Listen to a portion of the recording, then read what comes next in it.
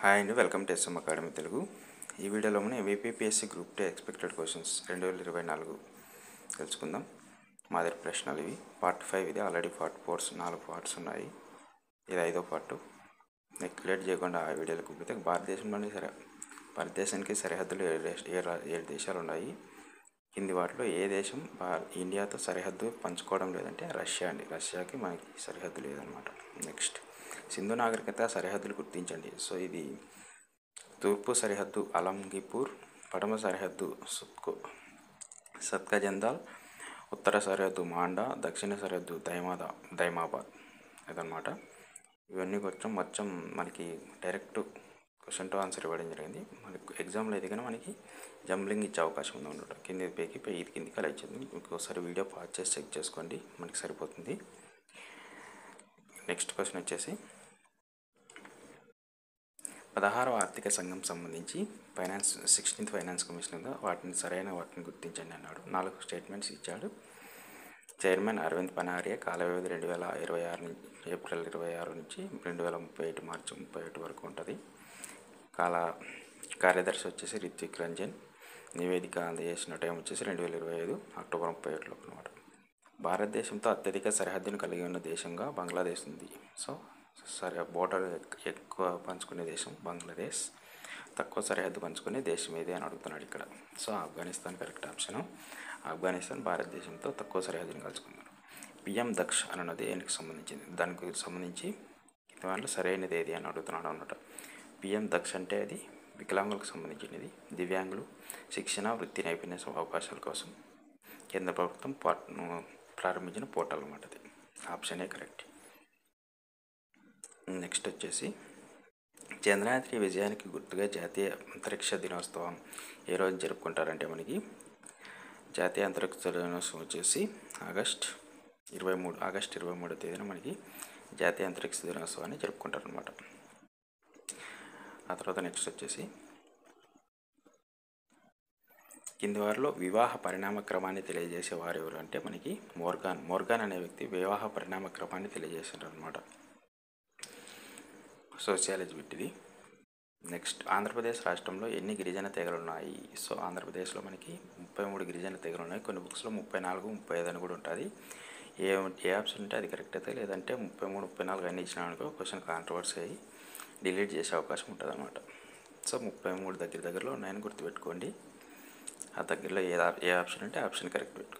Marriages and family in India అనే గ్రంథం రచించిన వారు ఎవరు అని అడుగుతున్నాడు. కపాడియా. సో కరెక్ట్ ఆప్షన్ వచ్చేసి మనకి కపాడియా అనే వ్యక్తి marriages and family in India అనే పుస్తకాన్ని రచించారనమాట. నెక్స్ట్ వచ్చేసి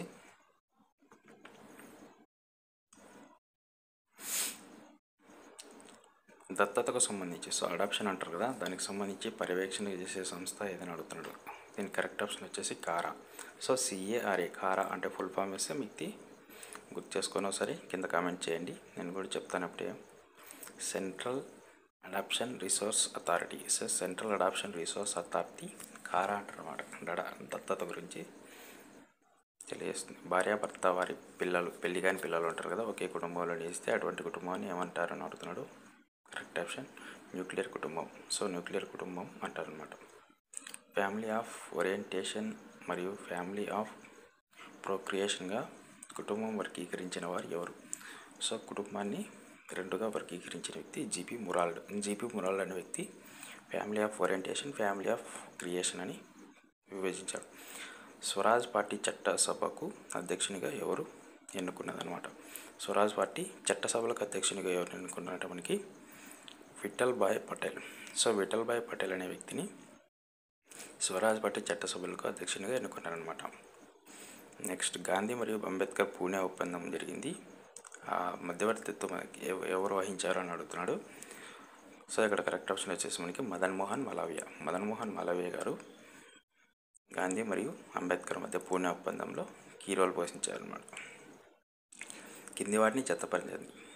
నెక్స్ట్ ఆరవల్లి పర్వతాలు మాలవపీఠంలో ఉన్నాయి. నీలగిరి పర్వతాలలో ఎత్తైన శిఖరం దొడబెట్ట. మహేంద్రగిరి పర్వతాలు తూర్పు కనుమలు. కుందేశ్ పర్వతాలు వచ్చేసి పశ్చిమ కనుమలు. సో ఇవన్నీ కూడా కరెక్టే. ఎగ్జామ్లో ఎవరు జంబ్లింగ్ ఇచ్చే అవకాశం ఉంది. వీడియోని పాజ్ చేసి చెక్ చేసుకోండి, మీకు యూస్ అవుతుంది. నెక్స్ట్ నైరుతి ఋతుపవనాల కాలంలో తమిళనాడు పొడిగా ఉండడానికి కారణం ఏంటి అని అడుగుతున్నాడు.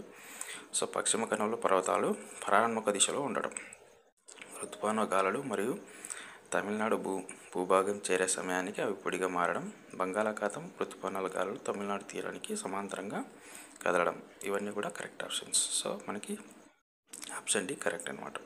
Option D correct. ఇవన్నీ కింది వాటిలో భిన్నంగా ఉన్నదాన్ని గుర్తించండి. సో విద్యార్థి వచ్చేసి చదువుకుంటాడు, కార్మికుడు శ్రమ చేస్తాడు, గడ్డపార వ్యవసాయం, వైద్యుడి చికిత్స. సో గడ్డపారతో వ్యవసాయం కాదు, రైతు వ్యవసాయం చేస్తాడు. కరెక్ట్ ఆప్షన్ వచ్చేసి సి. సి దగ్గర కరెక్ట్ ఆప్షన్గా గుర్తించండి అనమాట, రైతు. కింది వాటిలో భౌగోళిక విస్తీర్ణ పరంగా సరిహద్దులని అతిపెద్ద దేశం. సరిహద్దు ఉండాలి, సముద్రంలోనే ఉంటుంది అనమాట, మొత్తం అంతా సముద్రంతో కప్పబడి ఉంటుంది. అలాంటి అతిపెద్ద దేశం ఇది అడుగుతున్నాడు. మనకి కరెక్ట్ ఆప్షన్ వచ్చేసి ఇక్కడ జపాన్ అనమాట. 377 లక్షల కిలోమీటర్లు ఉంటుంది అనమాట. నెక్స్ట్ ఆప్షన్ వచ్చేసి నెక్స్ట్ క్వశ్చన్.